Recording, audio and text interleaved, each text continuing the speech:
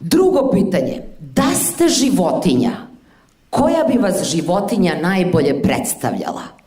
Pod A, puma, pod B, delfin, pod C, oro. Da, zaokružim delfin, kao, ajde do kraja života više nemam ni jednu dlaku, znaš.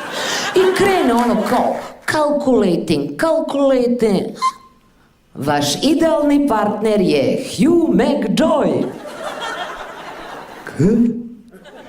Hugh McJoy, neki klinac što je glumio vampira u nekoj tinejdžerskoj seriji.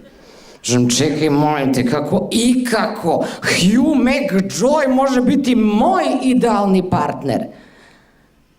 Pa može, kad si matori kreten koji rešava test na Facebooku.